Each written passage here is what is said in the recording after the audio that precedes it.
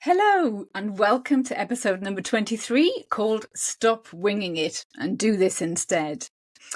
So, before I create anything in my business, I always do a little bit of market research, really just to find out what my audience are doing, what they're struggling with. And so it's probably no surprise that when I was preparing for this episode, I popped a short poll up on my social media. And I asked my fellow colleagues the following question. For those of you who don't rely on referrals or insurance, do you get clients by option A, advertising in directories like the freelance group or nutritionist resource, or perhaps on your own website, and then just sit back and wait for people to make contact? Or option B, do you have planned campaign and sales activity throughout the year? Now, I only got 20 votes in my poll, and so this is by no means statistically significant. However, 95% responded with option A, that they advertise in the directories, on their website, maybe on social media, and then they just sit back and wait for people to contact them. And only 5%, which was actually only one person, voted for option B, and said they had planned campaigns and activity throughout the year. Now, this was really in line with my gut feeling because very few of my colleagues, when I get chatting to them about their businesses, have a mapped out sales strategy for the year ahead. And yet, this is a basic fundamental fact of business because success comes from planning ahead, doesn't it? And so in this podcast episode, I want you to stop winging it and I want you to get thinking about making some plans, some campaigns, some sales activity. If a year ahead feels like too long, maybe 6 months or maybe even just for the quarter in front of you. And the reason for this is so that you can have more money, you can have more clients, but also so that you know what you're doing on a day-to-day basis and you also know what you're doing and when. How did this come about? When I first started investing in my business growth, I used to binge listen to podcasts. And it was while I was driving around the Sussex countryside between my home visits. I was a pediatric diabetes dietitian, and the vast majority of my work was visiting children in schools and parents at their home. And Sussex is quite a large county, which meant I spent a lot of time on the road, a lot of time driving around the place. So I consumed a lot of podcasts. And one of the business coaches that I came across was a lady called Janet Murray. You might have heard of her. Shout out to Janet if she's listening, because I learned so much from her in the early days. This was probably around 2017, maybe early 2018.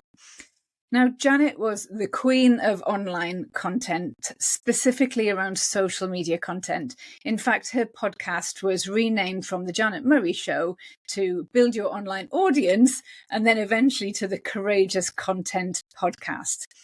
And she was probably most well known for her A4 desk diary that she sold, which is an annual social media content planner. And when I was getting started, it was fantastic because it gave you jumping off points for creating social media posts by using things like awareness days for inspiration. And that was brilliant for me because at that point in my business, I really didn't know what to write about. And actually, it was because I didn't have much of a strategy. Anyway, I digress. That was the backstory. Janet had this annual event. It was a 2-day event that happened every year around November.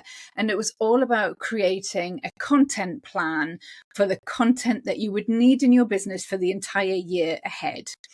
So as I say, it happened in November every year. And by the end of these 2 days, the intention was that you would come out with this fully mapped out plan of all the content that you would need to create for your business for the year ahead. So the first time I attended her event, I remember I took 2 days of annual leave. I booked the kids into after school club, and this was so that I could be 100% present, 100% focused on the job in hand. And she asked all of the delegates at this event to start by just taking a bird's eye view of their business activity. So looking at that year ahead and what they were going to be selling and how they were going to be selling it throughout the year, and break this down into quarters. So the idea was, you would say, take January, February, and March and pencil in the key things that you are planning to do in your business in those 3 months. And invariably, there was always a flurry of messages from people saying, you know what, Janet, I can't do this because I don't know what I'm going to be selling or promoting or getting involved with. Often they only sold one thing. So, for example, like me, one-to-one consultations. And so they didn't have any planned activity. And I can remember this. I remember hearing this as clear as day. She responded to this by saying, if you don't have a plan for your business, you don't really have a business. If you only sell one thing, you can't sell it the same way throughout the year.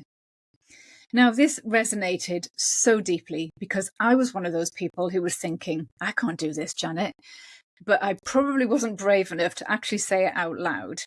But I certainly sat in amongst all of these people who didn't have a plan and only had my one-to-one consultations with private patients. I would go from week to week or month to month in my business, winging it essentially, thinking, oh, it's weaning week this week, let's do something around weaning. Or it's food allergy awareness month now, so let's do something around that. And essentially, I hadn't a blooming clue. There was no plan, there was no strategy. I was 100% winging it. And back then, I didn't really understand what I should be doing differently. But now I do. I understand that in order to have a profitable business, you need to have a plan.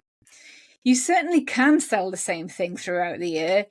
You don't have to have a number of different products or services, but Janet was 100% right in that you need to have different ways to sell it. You need to have planned campaigns or sales activities. Otherwise, your audience just grows bored of you and they'll stop engaging with your content, and you won't sell nearly anywhere as much as you would if you had these campaign activities. So her phrase that became really quite well known was, if you don't know what you're selling for the year ahead, you don't have a content problem, you've got a business problem. And of course, when you're planning and creating content for your social media, its strategic purpose is to guide people towards becoming clients. So if you don't have any planned sales activity, you can't really create social media content that moves people along that journey towards becoming a customer. And if you're just creating content and posting it because you think you should, you honestly are just wasting time and energy, and that just doesn't make good business sense. So when I put this poll out in my Facebook group to my colleagues to get their take on their planned promotional activity, I discovered that most people don't do this. And so I want to unpack this business problem and give you some advice on what you need to be doing in your business in order to have more clients and in order to generate more revenue throughout the year. So, how do you do this? I've got 3 steps for you. The first one is to identify the key promotional times for the year ahead. So the very first thing I want you to do is take a look at the people who you sell your service to and identify when in the year they're most likely to want what it is that you offer. So, for example, if you work in the weight management area, you will likely know that in the new year, people are more motivated, they want to lose weight, and so January might be a good time for you. The second point in the year might be in the run up to the summer, for example, when people want to prepare for their holiday abroad. If you are in the baby weaning space like me, you will know that there's more babies conceived around Christmas, and so there's more births in September. And so 6 months from there takes us through to February, March time, and so you want to be selling your weaning services around then. Maybe there aren't, popular times for your clinical speciality. For example, maybe you work in gut health. And if that's the case, try and consider when people are more likely to want to see improvements with their gut health. for example, if you work with children and their gut health, parents might be looking towards the school holidays, for example, in order to address their child's digestive problems and so that they don't miss lots of time off school. If you work with adults, perhaps your ideal client wants to beat the bloat in order to get into her sparkly party clothes for the Christmas do's. So this is all about knowing your ideal client, their demographics, and actually what's going on a day-to-day basis in their everyday lives while they are struggling with their problems, so that you can match your promotions at the right time to meet their needs. So I mentioned earlier about awareness days, didn't I? It's also worth having a little look to see if there's any relevant awareness days or weeks or months that relate to your clinical speciality. And if so, you can absolutely use this as a time to run a campaign. So for example, Heart Health Month is in February. ADHD Awareness Month is in October. Diabetes is in November. And of course, it's Dietitians Week in June. And then you can also consider your personal activity as well. For example, if you are invited to speak at an event where you'll likely get some fantastic publicity, if so, why not promote something off the back of that? You might as well. And then if all else fails and you just cannot identify any key times of the year for your clinical speciality, you know what? You can actually just decide for yourself. The most important thing is having key dates in your calendar throughout the year for your planned promotional activity.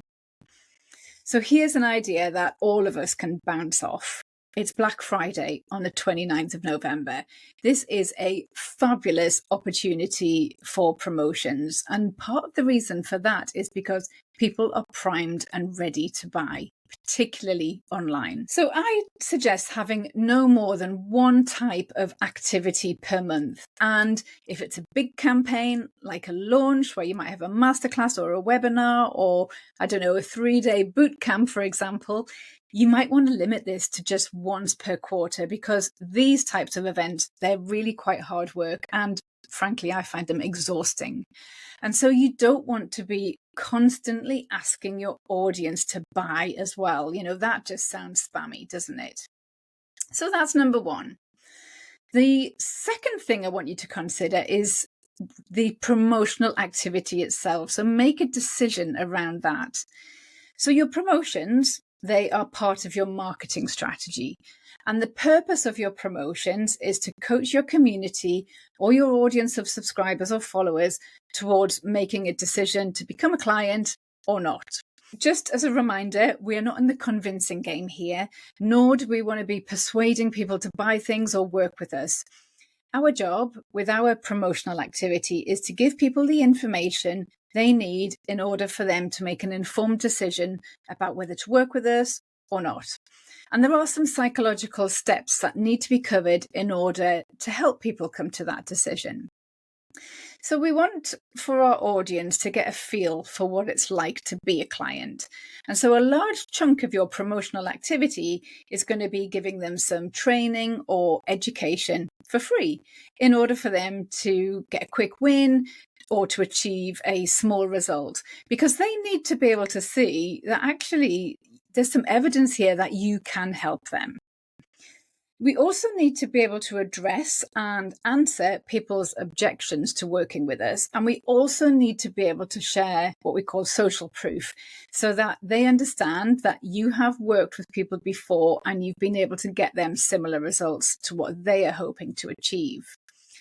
And this is so that they have all the information that they need to make that informed decision. And they're able to say, yes, please, I'd like to work with you, or no, thank you, not at this time.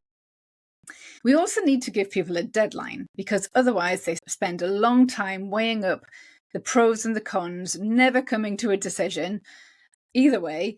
And actually, because we're in the health game, without a deadline, I feel that we're actually giving people a disservice. What type of promotional activity or campaign will you run for each of these key dates? You can decide, and actually you can have a lot of fun here, because this is one of the beauties of being your own boss and a business owner, because there's no rules. You can do whatever you think sounds like fun. Here's some examples that show people what it's like to work with you, that give them a quick win, that help them make a decision by addressing their objections and answering their questions, and of course, providing that deadline so that they come to the right decision for them and at this point in time. As I mentioned, a live masterclass or a webinar. It could be a 3 or 5 day live challenge or boot camp. You could create a short video series for people that's delivered via email. You could host your own awareness day. I did this a few years back. I created Fussy Eating Awareness Week. You could write a blog series around a particular topic and deliver it to them via email. They can opt in for that, and it's delivered once a day or however you want to do it. And similar to that, you could have an email newsletter series. You can have promotions like discounts or flash sales. You can have online events like a summit or a festival. You could have a podcast series as well. So essentially what you're doing is you're creating some kind of event around the dates that you have identified in step 1. You're going to be educating people about a topic, and you're also going to be informing them about your offer or your service. So you may have heard people referring to this as a launch. That's exactly what it is. And then step 3, you just plan it all out on your calendar. So I run a quarterly business planning event for both my clients and actually anybody else who wants to buy a ticket and come along. This is exactly what we do. So at around the beginning of the quarter, or sometimes the week beforehand, we meet online for 90 minutes or so and we plan. We're looking at the quarter just gone. We're looking at the data to see whether the business is growing according to the plan, and we're course correcting if we're not on target. We're looking at our money goals, so how much money we want to make, and we're looking at what we need to sell in order to make it. And of course, we're ensuring that planned activity, that promotional activity, is on course. We are identifying what we might need to do to make sure that it actually happens, and also what to do if past promotions haven't gone according to plan and didn't bring in the amount of money that you intended. And if so, you might want to layer in some unplanned promotional activity on top of that for a quick cash injection. So you're obviously welcome to come to any of my quarterly events. And if you're listening to this in September or early October, the next one is happening on the 8th of October. Just send me a DM on Instagram or pop a note in my Facebook group, Beyond the Clinic Business, and I will send you the link for that. Now, one of the questions I'm often asked is, what if I put these dates in my diary and then I change my mind? Actually, the answer is it doesn't matter, because this is just a plan, and our plans are not set in tablets of stone. Things change in both our lives and in our businesses, and we need to be able to be flexible in order to adapt to those changes. That is the beauty of being your own boss. So now you know why you need to have planned promotional activity in your business.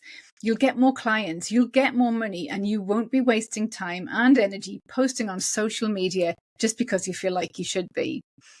You know now how to identify key dates, have some ideas for campaigns, and how to plan these in your calendar to make sure that they get done. And going back to my poll, if people are just stumbling across your website or finding your details on a directory and booking in, this could be tenfold or 100-fold when you've got planned promotional activity layered on top of this. So my action step for you is just to do step 1. Have a look at those key dates and see if you can identify times throughout the year when you might be wanting to run some sort of campaign. Will you do something for Black Friday? And then just have a think about what promotions you could be doing. So next time, I'm going to be diving into Black Friday and Cyber Monday, that huge sales event that happens every year. So this weekend, it's actually the biggest date for online sales worldwide. year in, year out, and we should absolutely be taking advantage of this. And that's because the public are primed and ready to buy from you. So I'm going to be talking to you about how you can prepare for the Black Friday weekend and give you lots of ideas of what to sell and also how to sell them. So see you next time. Bye for now.